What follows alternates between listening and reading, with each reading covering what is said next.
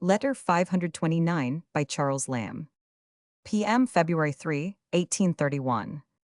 Dear Moxon, the snows are ankle-deep slush and mire, that 'tis hard to get to the post office, and cruel to send the maid out.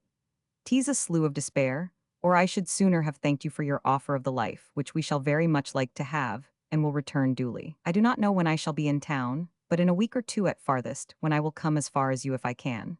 We are moped to death with confinement within doors. I send you a curiosity of G. Dyer's tender conscience. Between 30 and 40 years since, G. published The Poet's Fate, in which were two very harmless lines about Mr. Rogers, but Mr. R. not quite approving of them. They were left out in a subsequent edition, 1801. But G has been worrying about them ever since.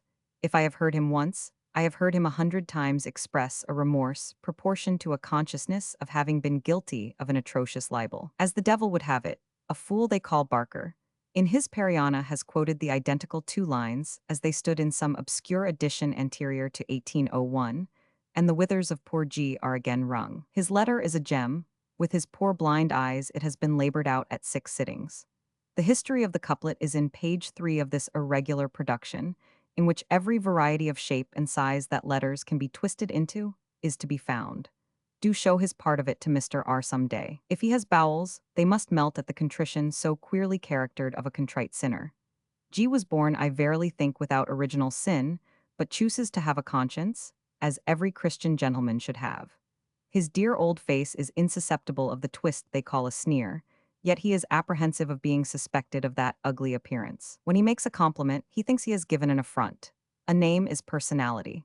But show, no hurry, this unique recantation to Mr. R.T.'s like a dirty pocket handkerchief, mucked with tears of some indigent Magdalen.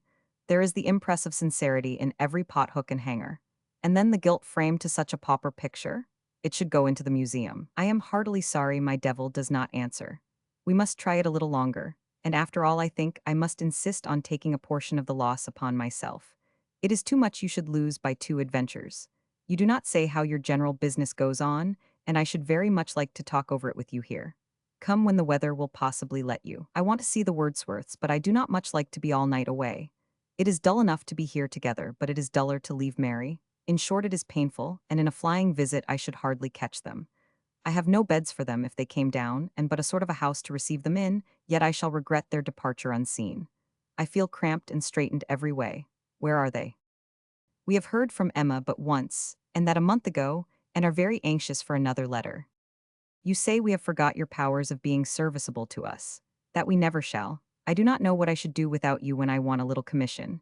Now then, there are left at Miss Bufham's the tales of the castle and certain Valls, retrospective review. The first should be conveyed to Novello's, and the reviews should be taken to Talfourd's office, ground floor, east side, Elm Court, Middle Temple, to whom I should have written, but my spirits are wretched.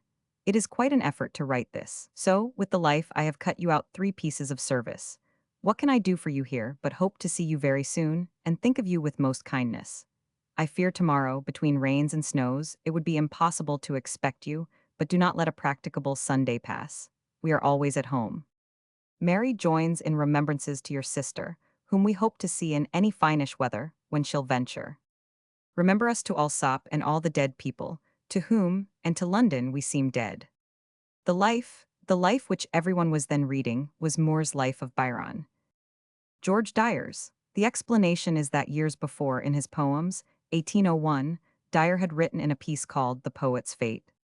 And Rogers, if he shares the town's regard, was first a banker ere he rose a bard.